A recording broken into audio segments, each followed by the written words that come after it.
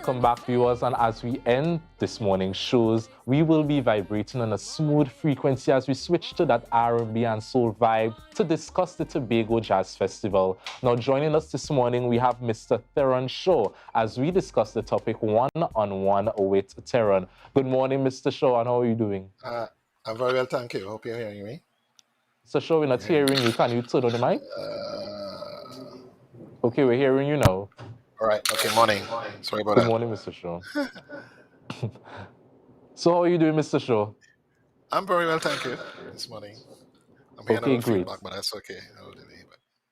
Okay, great. So you are a guitarist, composer, and a recording artist. So tell us, what can we expect for this upcoming Tobago Jazz Festival? Well, in the upcoming show on the 23rd, I'm playing a half an hour set with saxophonist Tony Paul. Just to cut down on individual playing, we're going to be sharing the half an hour set together.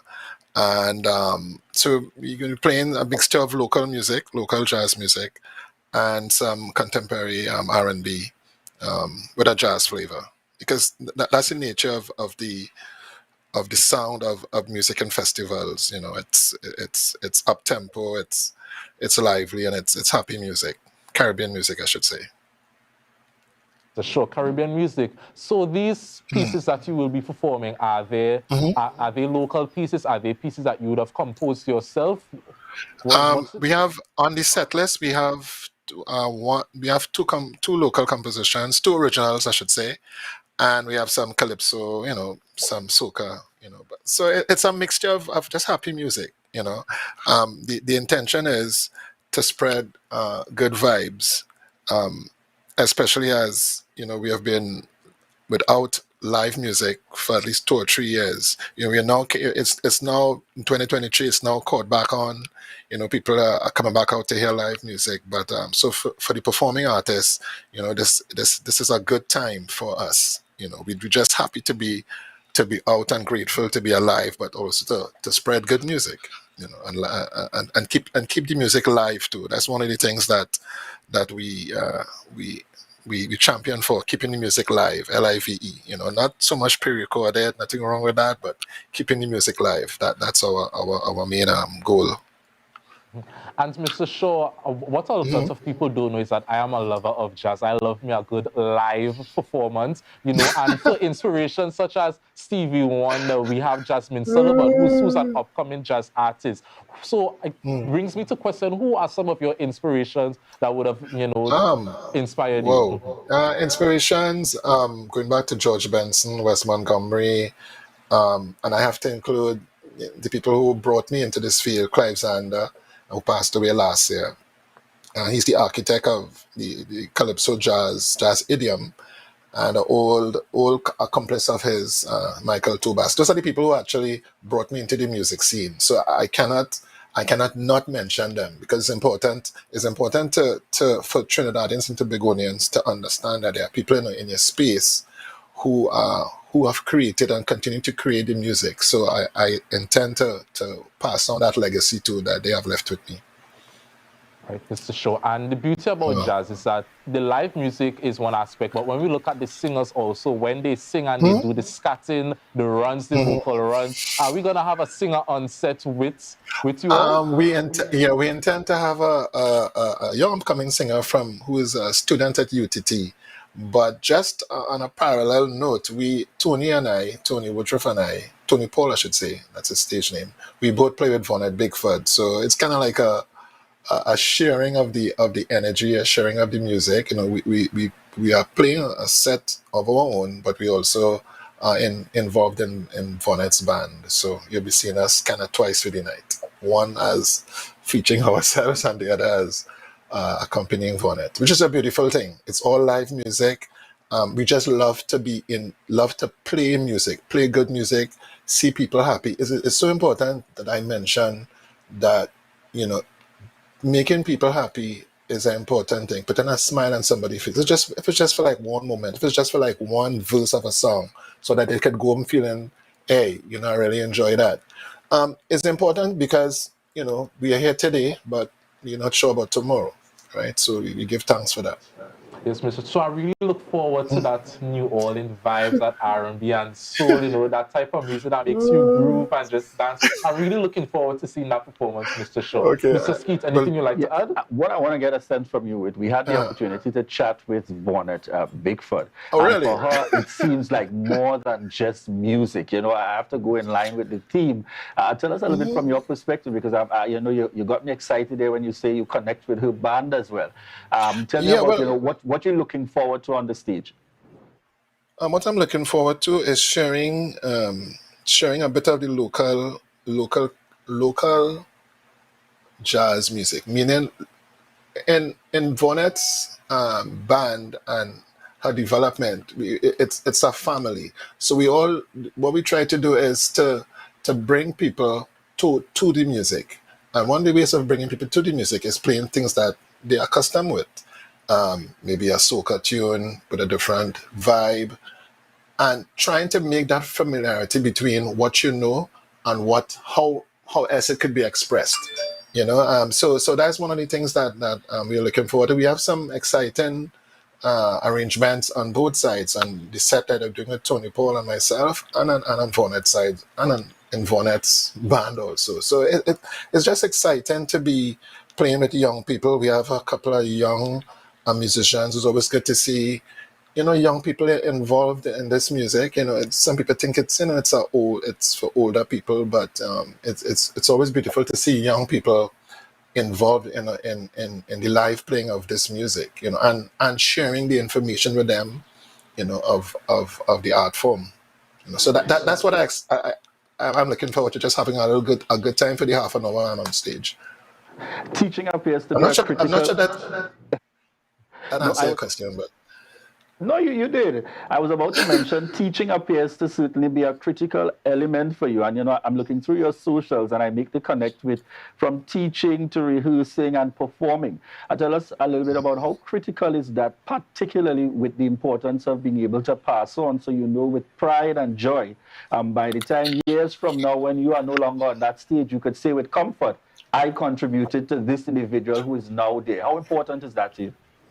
it is critically important. The only reason I'm here to talk to you all this morning is because somebody invested in me. Somebody saw a light. Somebody saw, that this young man may have had a talent, and those people were Clive Zander, Toby Tobas, among others, Michael Bootman, so many others, Carl Addison. I've played with so mane people, and they have given me that encouragement. So it is my duty to, if I see someone I'm teaching.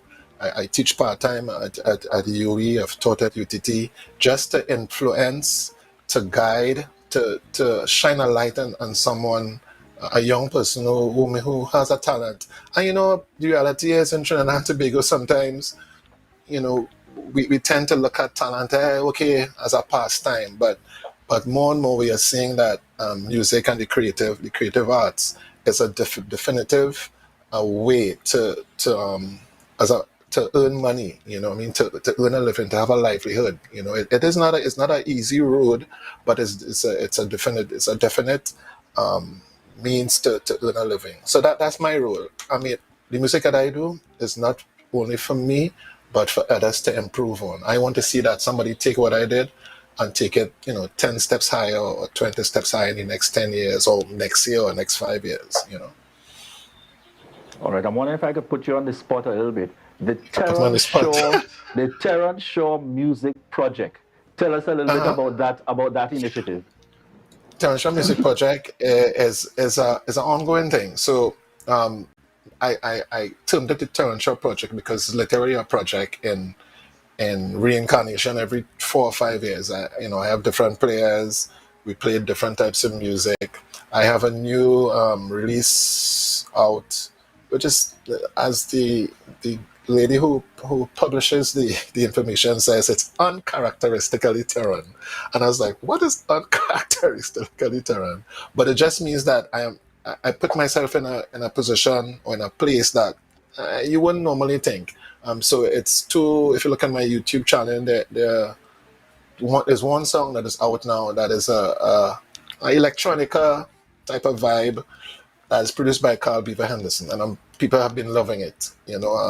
And it's like, say, how come I end up in that position? Because I open myself up to doing something that is different, that is challenging, that is I'm not normally associated with. So all those things are the Theron project. You know, I did Theron project. I did 3 CDs so far. This is going to be my fourth. We don't have CDs anymore, so it's more like online releases. So the Theron project really is exposing myself and young people and other folks to different ways of expressing local music.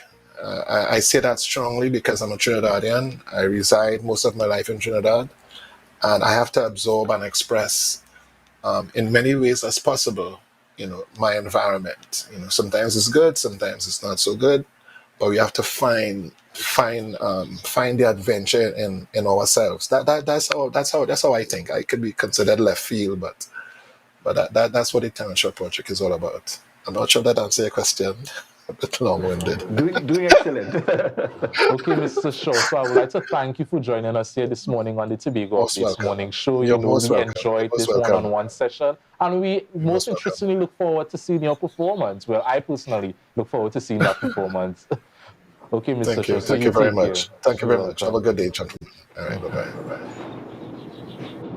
So, Mr. Skeet, we have reached the end of our morning show, or Thursday, the day before the holiday special. I know. It's that kind of time out and excitement. And I particularly like these series in terms of getting one-on-one.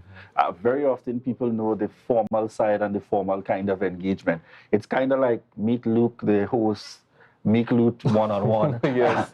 No, it gives you a lighter feel. And, you know, I think that's well accepted now in terms of the norms in 2023. People want to know about you beyond just, you know, that formal space or when I go crazy with you. You know, when you put on that performance and entertainment and entertainers and those in the industry now, you know, I've really come to realize that. And I'm looking forward to these one-on-one engagements. Vonnet Bickford, that interview had me excited as a host.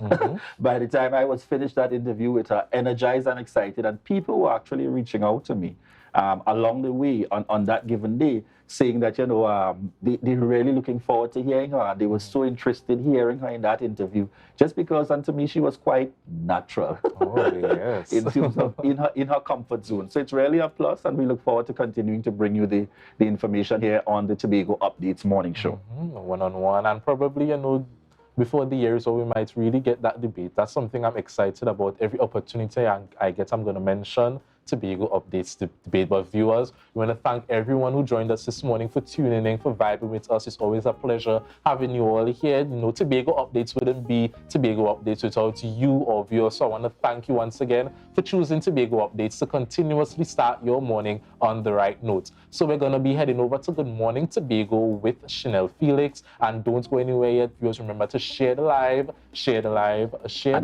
and you know, let's continue to vibe. Just before we head out, we have one bit of clarification to make, because there was apparently some misunderstanding out there. The interview that just took place with Nkosi Phillips, just an indication, he's not calling, you know, the Nkosi is not calling for the overall boycott of the Buku Crab and Goat Race Festival. In fact, Nkosi is encouraging persons with regards to attending, given that Nkosi continues to be a firm supporter and one of those, anybody that knows Nkosi knows that Buku is near and dear to Nkosi's heart. What Nkosi would have been speaking about specifically, just to clarify for the benefit of those of you viewing, is a clear indication of the challenges as it relates to media personnel, and that under the circumstances, media personnel may be required to take some kind of position. So just to clarify, you know, the information coming in, we don't want you all to misunderstand at all by virtue of the responses coming forth, and we want to indicate clearly on behalf of Tobago Updates and Nkosi Phillips that the request was not for the boycott of the festival. Nkosi is encouraging attendance, but speaking specifically in terms of raising concerns as it relates to the media in these circumstances. So just that there is no misunderstanding at all, both on the part of us here, at Tobago Updates, and Nikosi Phillips presenting their position this morning. So viewers, as we indicated before, we want to thank you so much for that continued love and support and for choosing us here at the Tobago Updates morning show each and every day as we prepare to head on over to GMT. Luke, how do we close? This is their opportunity to Share the life, share the life, share the life.